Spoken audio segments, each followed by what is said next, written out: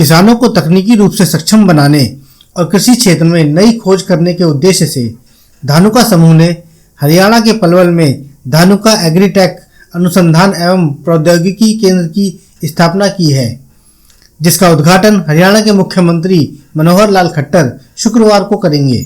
धानुका समूह के चेयरमैन राम गोपाल अग्रवाल ने बताया कि इस केंद्र में कृषि संबंधी अनुसंधान के साथ साथ किसानों को तकनीकी ट्रेनिंग भी दी जाएगी ताकि किसान अपनी पैदावार और आय में वृद्धि कर सकें। उनका कहना है कि किसान तरक्की करेगा तो देश भी तरक्की करेगा। सर, मैं जानना चाह रहा था कि रिसर्च टेक्नोलॉजी सेंटर की ज़रूरत क्यों पड़ी आपको?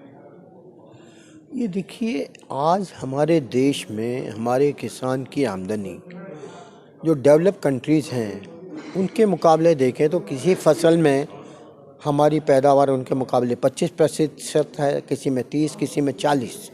तो आज किसान की पैदावार बढ़ाने के लिए नई टेक्नोलॉजी हमें अपने देश के किसानों के लिए आवश्यकता है, ताकि उनको नई टेक्नोलॉजी हम दें तो उससे देश की किसानों की पैदावार बढ़े, उनकी आमदनी बढ़े, और जब किसानों की आमदनी बढ़ेगी तभी देश की जीडीपी और इकोनॉमी बढ़ेगी। रिसर्च इंस्टीट्यूट डेवलप करने में गवर्नमेंट की ओर से आपको क्या हेल्प मिल रही है, कुछ मिल रहा है? अभी तक तो नहीं है, लेकिन ड्रोन्स के ऊपर और साइल टेस्टिंग के ऊपर गवर्नमेंट की कुछ सब्सिडी की स्कीम्स हैं, लेकिन हम सब्सिडी की स्कीम के ऊपर काम नहीं कर रहे हैं। हमारा कहना है कि रोज़ मछली बांटने के बजाय मछली पकड़ने के जाल दीजिए और लोगों को मछली पकड़ना सिखाइए। तो हम उस डायरेक्शन में काम कर रहे हैं कि हमें सब्सिडी मिले या नहीं मिले। आज उसके लिए हमारे को बहुत ज़्यादा फ़र्क नहीं पड़ता और किसान को भी फ़र्क नहीं पड़ता।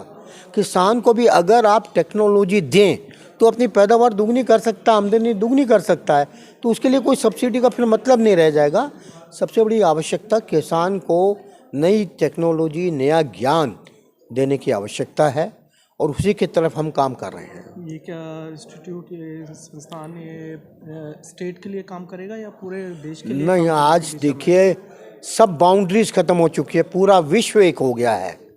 तो हम पूरे देश के लोगों के साथ, पूरे देश के किसानों को यहाँ से टेक्नोलॉजी पहुँचाएंगे, क्योंकि आज ये जो टूल है ना, इससे आप दुनिया के किसी भी कोने में पहुँच सकते हैं। यहाँ पे ये फैसिलिटी होगी, यहाँ कॉल सेंटर होगा, किसान पूरे देश का किसान कहीं से भी अपनी फ़ोटो खींच के यहाँ भेज देगा और हमारे वैज्ञानिक उसको जवाब देंगे कि उसकी क्या बीमारी है, उसको क्या इलाज करना है।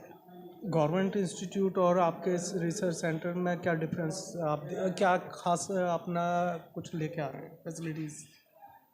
देखिए, रिसर्च सेंटर तो रिसर्च सेंटर ही है, चाहे गवर्नमेंट का हो चाहे प्राइवेट हो।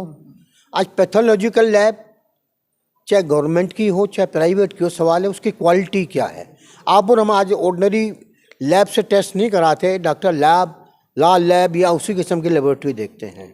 तो आज प्राइवेट लेबोरेटरीज की क्वालिटी या उसके ऊपर विश्वास ज़्यादा है बजाय गवर्नमेंट के लेबोरेटरी के ऊपर।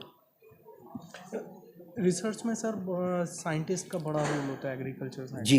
देश में है, इस तरह का है रिसर्च बड़े बड़े इंस्टीट्यूट में या फिर वैज्ञानिक निकल के आ रहे हैं?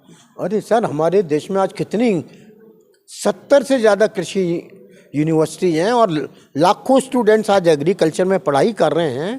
तो आज नॉलेज की कमी नहीं है। आज अमेरिका में देखें तो तीसरा साइंटिस्ट हिंदुस्तानी है।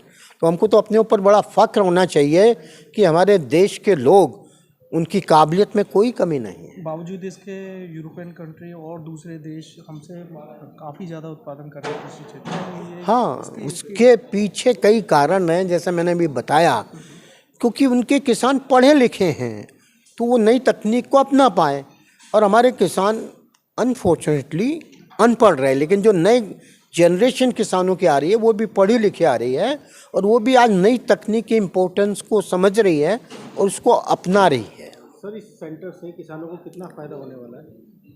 देखिए, इस सेंटर से किसानों को मैं तो यही कह सकता हूँ, जो किसान यहाँ से नई तकनीक को अपनाएंगे उनका काफ़ी फ़ायदा होगा, उनकी पैदावार बढ़ेगी।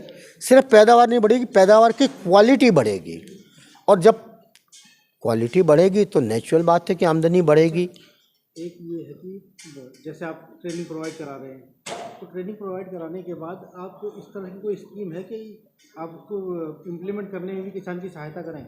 बिल्कुल, हमारे वहाँ लोग हैं जो किसान को अगर कहता है कि मेरी समस्या दूर नहीं हो रही, तो हमारे वैज्ञानिक उसके खेत में जाकर भी उसकी समस्या को दूर करने में उसकी मदद करेंगे। तो ये सब पेड सर्विस होगी?